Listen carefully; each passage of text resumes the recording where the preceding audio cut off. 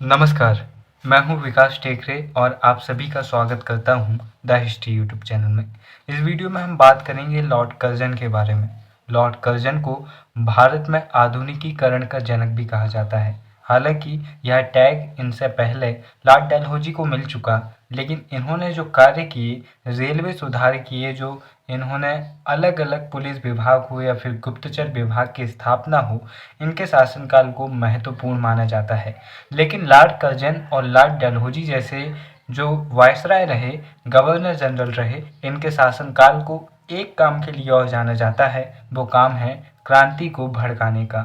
Lord Dalhousie के कारण ही 1857 की क्रांति घटित हुई। वैसे ही लॉर्ड कर्जन के बंगाल विभाजन के परिणाम स्वरूप स्वदेशी आंदोलन और बंग भंग आंदोलन जैसे विशाल आंदोलन का जन्म हुआ। हम कह सकते हैं कि इन्होंने जितना विकास किया अंग्रेजों की दृष्टि से, उतना ही इन्होंने भारत के जो लोग हैं उन्हें भड़काने का काम भी किया। उदाहरण के लिए हम एक गवर्नर जनरल या फिर जिन्हें हम वायसराय कहते हैं उनकी बात करते हैं, लॉर्ड रिपन की। लॉर्ड रिपन बहुत ही उदार प्रकार के वायसराय रहे। वे चाहते थे कि भारत का जो समुदाय है वह भी ब्रिटिश या फिर श्वेत समुदाय के साथ मिलकर रहे। इसीलिए उन्होंने इल्बर्ट बिल लेकर आया कि जो भारतीय न्यायाधीश हैं वे भी अंग्रेजों के विरुद्ध फैसले दे सकते हैं। लेकिन इसका विरोध हुआ। अगर सभी लॉर्ड रिपन जैसे होते तो हो सकता था कि जो नरम दल के नेता हैं या फिर जो कांग्रेसपंथी नेता है वे इनका समर्थन करते और कभी क्रांति इतनी बड़ी ना होती और हम स्वतंत्र रूप से आज़ादी की मांग ना करके एक डोमिनियन स्टेटस या फिर स्वराज की मांग करते और आगे चलकर हम कॉमनवेल्थ रियलम जैसे देश बन जाते। जैसे कि अभी कनाडा, न्यूजीलैंड और ऑस्ट्रेलिया जैसे कुल 14 देश हैं, जिनमें से कुछ अब हट चुके हैं। कॉमनवेल्थ रियलम यानी कि ऐसे देश जहां पर राष्ट्रपति का पद नहीं होता, क्योंकि वे अपना सर्वे सर्वा इंग्लैंड की महारानी या महाराजा को मानते हैं। लेकिन हमने पूरी आज़ादी मांगी और उसकी वजह है कर्जन जैसे महान लोग, जिनके कारण भारत में आज़ादी घटित हुई। मैं इनकी महानता नहीं बता रहा हूँ, मैं इनकी उस अदूरदर्शिता और इनकी उस कमजोरी को गिनाने का प्रयास कर रहा हूँ जिसके कारण भारत में क्रांति घटित हुई।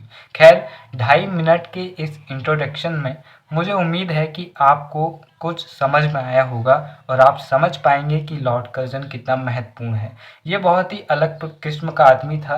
ये बहुत घुमक्कड़ प्रकृति का था। इसे लगता था कि ये भारत के बारे में सब कुछ जानता है, लेकिन दुर्भाग्य ये है कि ये भारत के बारे में कुछ नहीं जानता।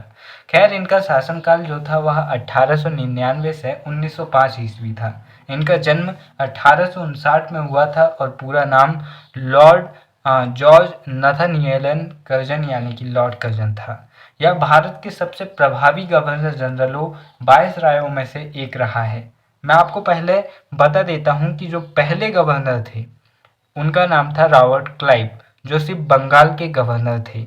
फिर पहले गवर्नर जनरल कौन बने? वो थे वॉरेन हेस्टिंग्स, जो सिर्फ बंगाल के गवर्नर जनरल थे।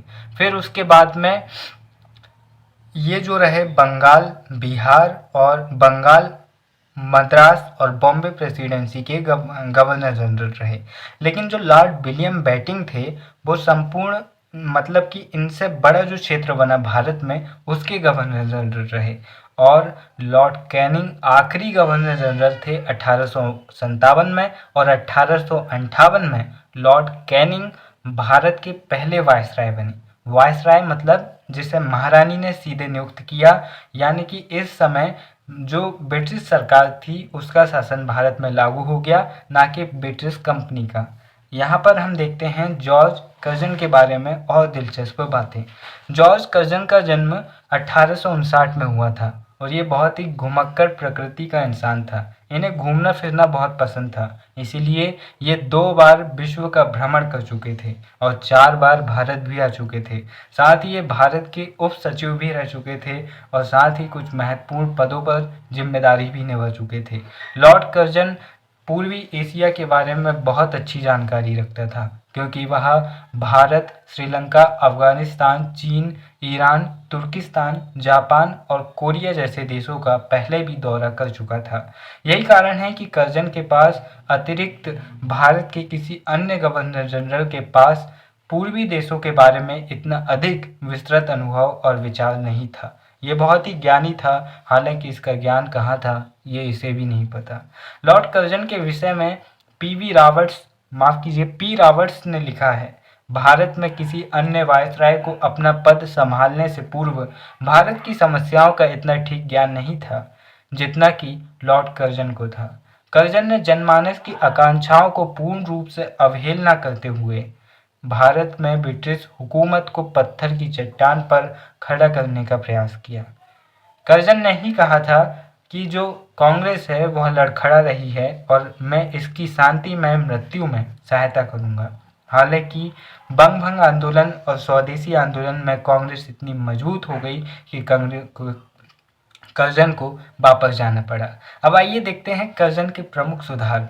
हो सकता है कि 5 मिनट में मैं आपको सब कुछ समझा देता, ऐसे ऐसे करके सब दिखा सकता था, लेकिन मैं आपको समझाने का प्रयास कर रहा हूँ और पृष्ठभूमि बनाने का काम कर रहा हूँ, क्योंकि आपको सब कुछ अच्छे से समझ में आना चाहिए। आइए देखते हैं कर्जन के प्रमुख कार्य। हम इन्हें 2 भागों में बांटते हैं। पहला है विदेश नीति, यानी कि इन्होंने भारत से जो बाहर देश हैं उनके साथ में किस प्रकार का रवैया रखा। दूसरा गृह नीति, इन्होंने भारत में अपने साम्राज्य के लिए किस प्रकार के कार्य किए।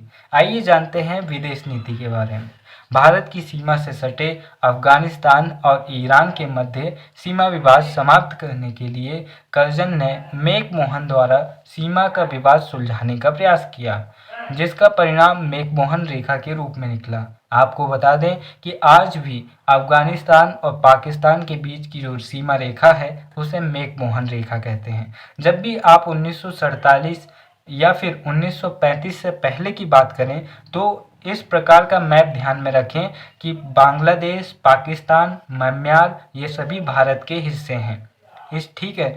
और साथ ही लॉर्ड कर्जन ने जो अब्दुल रहमान तत्कालीन अफगान अमीर थे या फिर अफगान के प्रमुख नेता थे, उनके साथ संधि करके उन्हें वित्तीय सहायता प्रदान की, क्योंकि जो रूस था वह धीरे धीरे अफगानिस्तान को अपनी ओर आकर्षित कर रहा था। अगर रूस के पक्ष में अफगानिस्तान चला जाता तो फिर रूस कभी भी भारत पर आक्रमण कर सकता था, और कर्जन ऐसा बिल्कुल भी नहीं चाहता था कि भारत से ब्रिटिश राज खत्म हो। साथ ही उसने फारस की समस्या को समाप्त करके और जो सीस्तान की समस्या थी उसे समाप्त करके एक नवीन प्रांत सीस्तान के प्रांत को जन्म दिया। यही कारण है कि कर्जन को सीस्तान का जनक कहा जाता है। बहुत इंपॉर्टेंट है, याद रखिएगा, नेट जैसे एग्जाम में पूछ लिया जाता है सीस्तान का जनक किसे कहा जाता है, तो लॉर्ड कर्जन को सीस्तान का जनक कहा जाता है। अब आगे देखते हैं। उत्तर पश्चिम प्रांत में 1898 से 1899 के मध्य कबालियों की विद्रोह अधिक हो रहे थे। कर्जन ने कबालियों का दमन कर एक नवीन प्रांत उत्तर पश्चिम सीमांत प्रांत की स्थापना की। चीन से बढ़ती हुई घुसपैठ से तिब्बत में अशांति का माहौल था।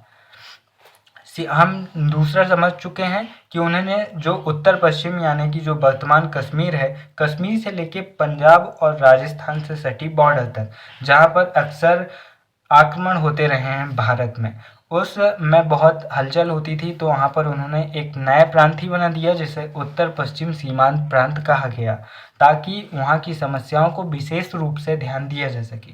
अब तीसरी विदेश नीति आती है कि चीन से बढ़ती हुई घुसपैठ से तिब्बत में अशांति का माहौल था। यही कारण है कि उन्होंने, यहाँ पर मैं नाम लिखना भूल गया हूँ, उन्होंने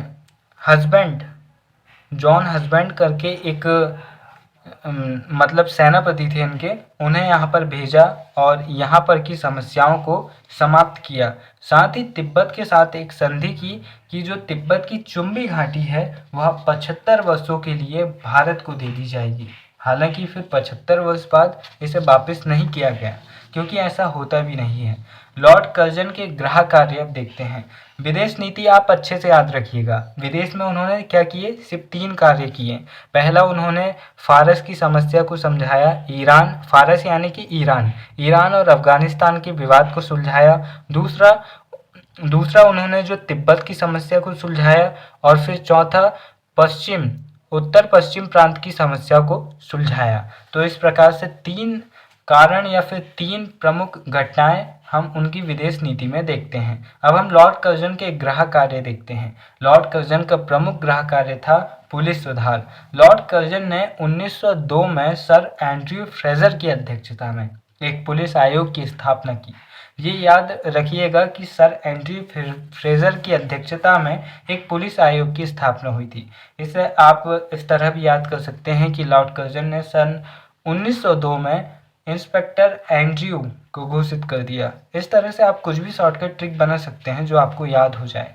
फ्रेजर की आलोचना फ्रेजर आयोग ने 1903 ईस्वी में प्रस्तुत अपनी रिपोर्ट में पुलिस विभाग की आलोचना करते हुए कहा कि यह विभाग पूर्णतः अक्षम, अप्रशिक्षित, भ्रष्ट एवं दमनकारी है। आयोग के सुझावों के आधार पर सभी स्तरों में वेतन वृद्धि, प्रशिक्षण की व्यवस्था, प्रांतीय पुलिस की स्थापना व केंद्रीय गुप्तचर विभाग की स्थापना हुई थी। यानी कि इसी आयोग के बाद केंद्रीय गुप्तचर विभाग की स्थापना यानी कि आईबी की स्थापना, इंटेलिजेंट ब्यूरो की स्थापना लॉर्ड कर्जन ने इसी आयोग की सिफारिश पर की थी। अब हम देखते हैं शैक्षिक सुधार।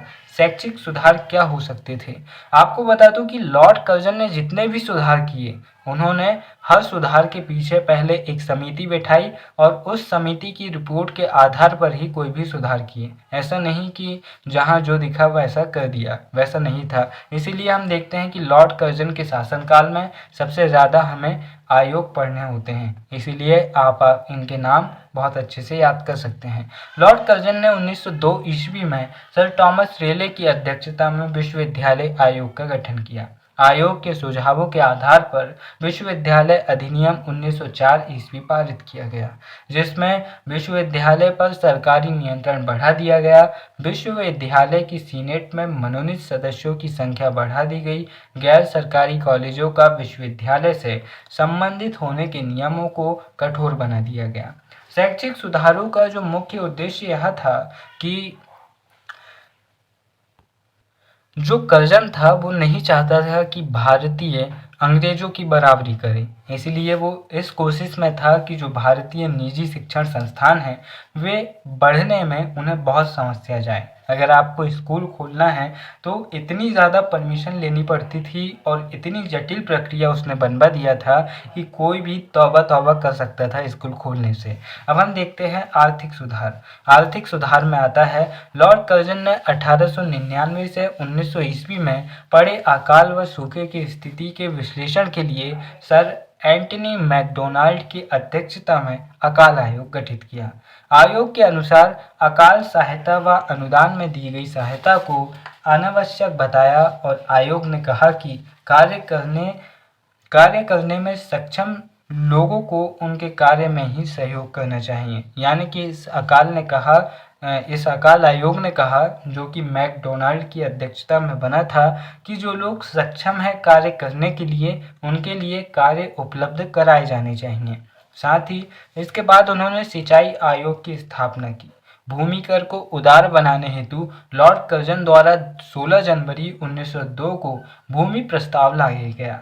लॉर्ड कर्जन ने 1901 ईस्वी में सर कॉलिन स्कॉट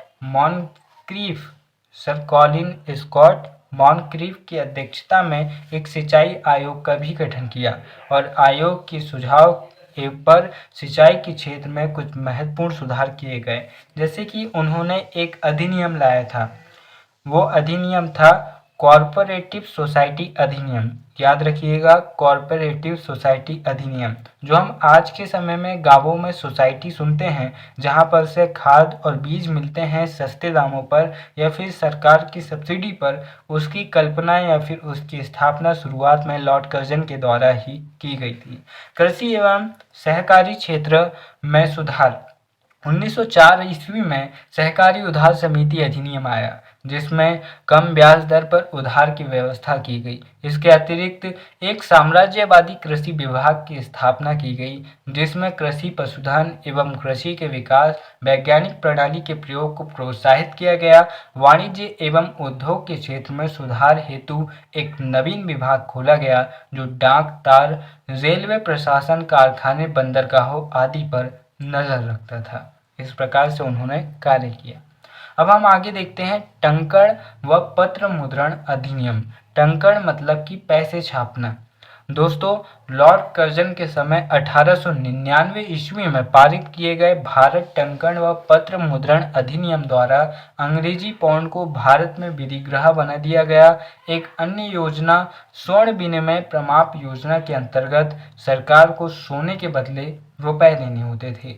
ये कॉन्सेप्ट पहली बार एडम स्मिथ ने लेकर आया था। एडम स्मिथ, जिन्हें इकोनॉमिक्स के पिता कहा जाता है, उन्होंने एक किताब लिखी थी 1773 या 74, आई थिंक आप देख सकते हैं, वेल्थ ऑफ नेशंस। उन्होंने कहा था कि अगर आपकी मुद्रा है तो उसके पीछे आपको उतना ही सोना रखना चाहिए। यानी कि सोना को मुद्रा का प्रमाप बता दिया था उन्होंने कि अगर आपके पास में 10,000 का सोना है तो आप 10,000 रुपये जारी कर सकते हैं। यही कारण है कि आज भी जब भारत सरकार रुपए जारी करती है तो उसके पीछे आरबीआई के पास में उतनी कीमत का सोना जमा रहता है। यही कारण है कि रुपए लिमिट में छपते हैं, नहीं तो भरा भर रुपए छप जाएं और उनका अवमूल्यन हो जाए, उनकी कोई कीमत ही न रहे। अब हम अगला देखते हैं, रेलवे का विकास। लॉर्ड कर्जन के समय में ही भारत में सर्वाधिक रेलवे लाइनों का विकास हुआ। लॉर्ड कर्जन ने इंग्लैंड के रेल विशेषज्ञ रॉबर्टसन को भारत बुलाया था। उन्होंने वाणिज्य उपक्रम के आधार पर रेल लाइनों के विकास पर बल दिया। अब मैं आपको 3 चीज़ें बताता हूं जो आपको याद रखनी है। भारत में पहली ट्रेन किसके शासनकाल में चली थी? तो 1854 में लॉर्ड डलहौजी के शासनकाल में मुंबई से ठाणे के बीच में 32 किलोमीटर की दूरी पर पहली ट्रेन चली थी। और जो लॉर्ड कर्जन था, इसके समय में रेलवे का विकास हुआ। साथ ही इन्होंने एक रेलवे बोर्ड की स्थापना की और रेलवे के लिए एक वित्त का प्रावधान भी किया। साथ ही जो 1921 के गवर्नर थे, उनका नाम मैं भूल रहा हूँ, अगर याद आएगा तो मैं कमेंट में लिख दूंगा। उन्होंने रेल बजट को एक अलग बजट के रूप में पेश किया था ताकि रेलों के विकास पर एक विशेष रूप से ध्यान दिया जा सके। साथ ही 2019 में नरेंद्र मोदी सरकार ने इस बजट को सभी बजट के साथ में मर्ज कर दिया था। जो अलग से रेल बजट पेश किया जाता था, अब वह वित्त बजट के साथ ही पेश किया जाता है। तो आपने तीनों चीज़ें समझ ली कि रेलों की शुरुआत किसने की, रेल विभाग की स्थापना किसने की, रेलों का बजट अलग से किसने लाया और रेलों का बजट साथ में मर्ज किसने किया। अब हम देखते हैं न्यायिक सुधार। लॉर्ड कर्जन ने कलकत्ता उच्च न्यायालय में न्यायाधीशों की संख्या को बढ़ा कर दिया और उसने उच्च न्यायालय एवं अधीनस्थ न्यायालयों के न्यायाधीशों को वेतन एवं पेंशन में वृद्धि की। उसने भारतीय प्रक्रिया संहिता को संशोधित करते हुए उसे परिवर्तित कर दिया। इस प्रकार से अब हम देखते हैं सैनिक सुधार जो कि लॉर्ड कर्जन के बहुत महत्वपूर्ण सुधार माने जाते हैं। लॉर्ड कर्जन ने ब्रिटिश सेनापति किचनर के सहयोग से सेना का पुनर्गठन किया। इसने भारतीय सेना को उत्तरी व दक्षिण कमानों में बांट दिया। उत्तरी कमान ने अपना कार्यालय मरी में एवं प्रहार केंद्र पेशावर में तथा दक्षिणी कमान में अपना कार्यालय पूना एवं प्रहार केंद्र क्वेटा में स्थापित किया। सैन्य अधिकारियों के प्रशिक्षण के लिए कैम्बरले कॉलेज के नमूने पर क्वेटा में एक कॉलेज की स्थापना की गई। तत्कालीन सैन्य टुकड़ियों को महत्वपूर्ण किचनर टेस्ट से गुजरना पड़ता था, जो कि किचनर की अध्यक्षता में बनी एक समिति ने निश्चित किया था। इस सैन्य पुनर्गठन के कारण कर्जन के समय सेना का खर्च बहुत ज़्यादा बढ़ गया था। अब हम देखते हैं प्राचीन स्मारक अधिनियम। लॉर्ड कर्जन बहुत ज़्यादा काम किए इन्होंने, लेकिन जाते जाते जो इन्होंने काम किया उस काम ने इनके पूरे अच्छे कामों में पानी फेर दिया। प्राचीन स्मारक अधिनियम इन्होंने कहा कि जो भारत की प्राचीन इमारतें हैं उनका संरक्षण का कार्य अब ब्रिटिश सरकार करेगी और अलग से एक राशि हर वर्ष इनके लिए मुहैया करवाएगी। यह अधिनियम 1904 में आया था और इसके लिए 50,000 पाउंड की धनराशि का आवंटन भी इन्होंने किया था और साथ ही लॉर्ड कर्जन ने ही भारतीय पुरातत्व विभाग की स्थापना की थी। आपको पता होना चाहिए कि भारतीय पुरातत्व के जनक कौन कहे जाते हैं, तो वे हैं कनिंघम। लेकिन भारतीय पुरातत्व विभाग की स्थापना किसने की? लॉर्ड कर्जन ने। अब देखते हैं कलकत्ता निगम अधिनियम। इसके विषय में बहुत ही एक दिलचस्प बात है। लॉर्ड कर्जन ने कहा था, मैं वायसराय पद से जब निवृत्त हो जाऊंगा, यानी कि रिटायर हो जाऊंगा, तो मैं कलकत्ता नगर निगम का महापौर होना पसंद करूंगा, क्योंकि इन्होंने ऐसी हरकतें पहले कर ही दी थी निगम के साथ में कि यह पूरा ब्रिटिशर्स या फिर गोरे लोगों के पक्ष में हो चुका था। लॉर्ड कर्जन ने कलकत्ता निगम अधिनियम 1899 ईस्वी के द्वारा चुने जाने वाले सदस्यों की संख्या में कमी कर दी, परंतु निगम एवं उसकी समितियों में अंग्रेज लोगों की संख्या बढ़ा दी गई और भारतीयों की कम कर दी, जिस कारण कलकत्ता नगर निगम मात्र एंग्लो इंडियन सभा बन गया। हालांकि कुछ 28 चुने गए सदस्यों ने इसका विरोध करने पर भी कर्जन को बिल्कुल भी समझ में नहीं आई और उन्होंने इसे पारित कर ही दिया। और 1903 ईस्वी में एक भोज के दौरान कर्जन ने कहा था, मैं वायसराय पद से निवृत्त होकर कलकत्ता नगर निगम का महापौर होना पसंद करूंगा। दोस्तों, सबसे महत्वपूर्ण लॉर्ड कर्जन ने अगर कुछ किया और जिसके कारण उसे सबसे ज़्यादा पहचाना गया और उसे जूते पड़े, वो हरकत थी लॉर्ड कर्जन और बंगाल विभाजन अधिनियम 1905। कुल मिलाकर प्रशासन के नाम पर जो उन्होंने बंगाल का बंटवारा किया, उसका मुख्य आधार ये था कि वो सांप्रदायिक दंगे या फिर सांप्रदायिक अलगाव करना चाहते थे भारत में, ताकि जो क्रांतिकारी घटनाएं हो रही थी उन्हें रोका जा सके। क्योंकि अगर आपने पढ़ा होगा तो इस समय सबसे ज़्यादा क्रांतिकारी घटनाएं दो ही क्षेत्रों में हो रही थी, पहला था बंगाल और दूसरा था महाराष्ट्र। ऐसा नहीं कि भारत में और दूसरी जगह नहीं हो रही थी, हर जगह हो रही थी, लेकिन यहाँ पर इनकी ज़्यादा प्रभाव था, इसीलिए शोषण इन क्षेत्रों में ज़्यादा था, इसलिए विद्रोह भी इन क्षेत्रों में ज़्यादा हो रहे थे और इसे दबाने के लिए लॉर्ड कर्जन ने इस नए हथकंडे को अपनाने का कार्य किया।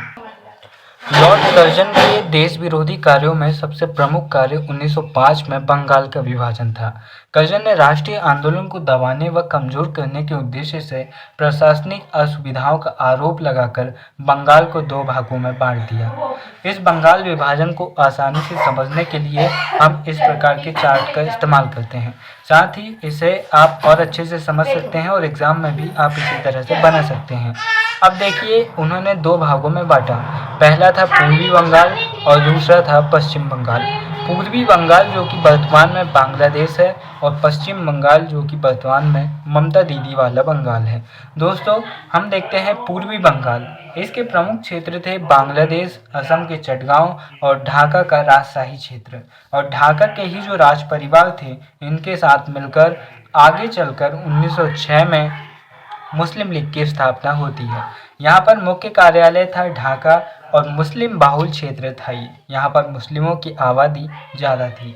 पश्चिमी बंगाल में बंगाल, बिहार एवं उड़ीसा के क्षेत्र आते हैं और यहाँ पर एक बड़ी आबादी हिंदू धर्म को मानने वाली थी और इसका मुख्य कार्यालय कलकत्ता था। अब आप ही सोच लीजिए कि एक तरफ पूरे मुस्लिम धर्म के लोग और एक तरफ पूरे हिंदू धर्म के लोग, अब ये आसानी से उनको जाकर भड़का सकता था और इसी भड़काने का परिणाम निकली थी मुस्लिम लीग। लेकिन इसका बिल्कुल विपरीत होता है, मुस्लिम और हिंदू आपस में ना लड़कर एक हो जाते हैं और 1911 में ऐसा आंदोलन करते हैं 1911 तक कि इस विभाजन को रद्द करना पड़ता है। लॉर्ड कर्जन का यह विभाजन फूट डालो राज्य करो की नीति पर आधारित था। फूट डालो और राज्य करो या शासन करो की नीति लॉर्ड कर्जन के द्वारा है, ये याद रखिएगा। उसने इस कार्य के द्वारा हिंदू और मुसलमानों में मतभेद पैदा करने का प्रयास किया। बंगाल का विभाजन अंतिम रूप से 16 अक्टूबर 1905 को संपन्न हुआ था। इस विभाजन का विरोध पूरे देश में हुआ। दिल्ली दरबार में जॉर्ज पंचम ने 1911 ईस्वी में बंगाल विभाजन को रद्द कर दिया और यह विभाजन समाप्त हो गया। दोस्तों, जो दरबार था दिल्ली दरबार, मतलब कि भारत में दरबार 3 बार आयोजित हुए, याद रखिएगा। पहला 1858 जब महारानी को विक्टोरिया को केसरिया हिंद की उपाधि दी गई, और दूसरा 1 जनवरी 1877 को, और तीसरा 1911 को। माफ़ कीजिएगा, केसरिया हिंद की उपाधि 77 में दी गई थी लॉर्ड लिटन के द्वारा, जब उस समय भीषण अकाल था और ये भाई साहब महारानी के ऊपर पैसे उड़ा रहे थे। अब आइए आगे देखते हैं कि विभाजन का क्या प्रभाव निकला। इस विभाजन से क्या वास्तविक रूप में फूट पड़ी या फिर कुछ उल्टा हुआ। विभाजन ने पूरे भारत में भारी आक्रोश और शत्रुता को जन्म दिया तथा भारतीयों ने इसका जमकर विरोध किया। इस घटना ने एक संघर्ष को जन्म दिया जिसे स्वदेशी आंदोलन या बंग भंग आंदोलन के रूप में जाना जाता है, जिसका सर्वाधिक प्रभाव बंगाल में था, लेकिन अन्य जगहों पर भी इसका प्रभाव था। उदाहरण के लिए डेल्टाई आंध्र में इसे वंदे मातरम आंदोलन के रूप में जाना जाता था। यह विरोध ब्रिटिश वस्तुओं, विशेष रूप से कपड़ों का बहिष्कार करने और स्वदेशी वस्तुओं को बढ़ावा देने के लिए किया गया था। रविंद्रनाथ टैगोर ने कई स्थानों पर प्रदर्शन का नेतृत्व किया और उन्होंने कई देशभक्ति गीत लिखे, जिसमें से एक प्रमुख है अमर सोनार बांग्ला, यानी कि माई गोल्डन बंगाल, जो कि वर्तमान में बांग्लादेश का राष्ट्रगान है। दोस्तों, रविंद्रनाथ टैगोर दुनिया के एकमात्र ऐसे कवि रहे हैं जिनके 2 गीतों को 2 अलग अलग देशों ने राष्ट्रगान घोषित किया। माई गोल्डन बंगाल बांग्लादेश का राष्ट्रगान है, वहीं जनगण मन भारत का राष्ट्रगान है। इसी तरह 1913 में उन्हें अपनी कालजयी रचना गीतांजलि के लिए नोबेल पुरस्कार मिला था साहित्य का। दोस्तों, अब देखते हैं आंदोलन का क्या प्रभाव निकला। तीव्र आंदोलन के परिणाम स्वरूप 1911 में अंततः घोषणा की गई कि क्रांतिकारी भावनाएं आग की तरह फैल गईं और नवीन क्रांतिकारी घटनाओं का सूत्रपात हुआ, और फिर आगे चलकर इसे समाप्त करना पड़ा। अब देखते हैं कि निष्कर्ष क्या निकला। कर्जन था कैसा व्यक्ति, क्या वो अच्छा था या बुरा, ये निष्कर्ष में देखते हैं। कर्जन, जिन्होंने 1900 के दशक में कांग्रेस को इसके पतन के लिए लड़खड़ाकर या डगमगाने के रूप में संबोधित किया, अंततः भारत को कांग्रेस के साथ अपने इतिहास में उस समय की तुलना में अधिक सक्रिय और प्रभावी बना दिया। आप जब इतिहास पढ़ें तो कांग्रेस को उस रूप में न देखें जिस रूप में वो अभी है। हो सकता है कि आप उसकी राजनीतिक विचारधारा से सहमत न हो या फिर वर्तमान के कांग्रेसी नेताओं के समर्थन में न हो, लेकिन उस समय के जो कांग्रेसी नेता थे उनका उद्देश्य राजनीतिक नहीं बल्कि देश को आज़ादी दिलाना था। इसीलिए 1947 से पहले जब भी कांग्रेस का नाम आए तो आपको ये सोचना है कि ये एक राजनीतिक पार्टी न होकर एक क्रांतिकारी दल है। अब देखते हैं, कर्जन एक निरंकुश शासक था। उसके कार्यों के कारण भारतीयों में काफ़ी नाराजगी थी, फिर भी उसकी दक्षता, उद्यम और अभियान या पहल के दृष्टिकोण से उसे कुशल शासक माना जाता है। ऐसा माना जाता है कि वह भारत के सर्वश्रेष्ठ गवर्नर जनरलों में से एक था। उदाहरण के लिए दिल्ली सल्तनत में एक शासक हुए, तुगलक वंश के मोहम्मद बिन तुगलक। ये बहुत ज़्यादा ज्ञानी थे। दिल्ली सल्तनत में कोई और इतना ज़्यादा पढ़ा लिखा नहीं था, लेकिन उसके बावजूद इनकी जो योजनाएं थी असफल पे असफल होती रही, और इनके कई सारे ऐसे काम थे जिनके कारण इन्हें पागल शासक कहा गया। लेकिन वास्तविक रूप में यह था कि अगर मोहम्मद तुगलक की एक भी योजना सफल हो जाती तो वे भारतीय इतिहास के सबसे प्रसिद्ध शासकों में से एक हो जाते। यही कर्जन के साथ भी हुआ। उन्होंने प्रशासनिक तौर पर जो काम किए वो अन्य गवर्नर या फिर अन्य वायसरायों की तुलना में बेहद बेहतर थे, लेकिन अगर वे बंगाल विभाजन न करते तो भारतीय उनके लिए ठीक वैसे ही आंसू बहाते जैसे कि रिपन के लिए बहाए थे, और वे भारत के बेहतर सोचने वाले, भारत के लिए अच्छा सोचने वाले लोगों में गिने जाते हैं। दोस्तों, इस प्रकार से समाप्त होता है लॉर्ड कर्जन की इस ही लीला, और मुझे उम्मीद है कि आपको वीडियो पसंद आया होगा। और हम 30 मिनट के करीब हैं, और वीडियो के अंत में बस इतना ही कहना चाहूँगा। विलियम ब्लैक कहते हैं, जो भी चीज़ आज साबित हो गई वह कभी सिर्फ एक कल्पना मात्र थी।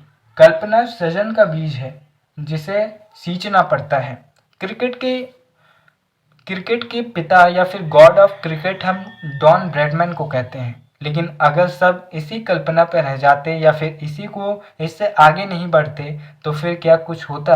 इससे आगे बढ़कर तेंदुलकर गॉड ऑफ क्रिकेट बने और इसी से आगे बढ़कर कोहली किंग ऑफ क्रिकेट बने। तो इस तरह से हम चीज़ों को तब समझ पाएंगे जब हम कल्पनाएं करेंगे और कल्पना ही आगे बढ़कर सृजन होती है। जो आज नहीं है हो सकता है कि वो भविष्य में होगा। एआई के बारे में आज से 20 साल पहले लोग कल्पना नहीं कर सकते थे, लेकिन जब कल्पना की गई और इसका सृजन हुआ तो आज हमारे सामने एआई मौजूद है।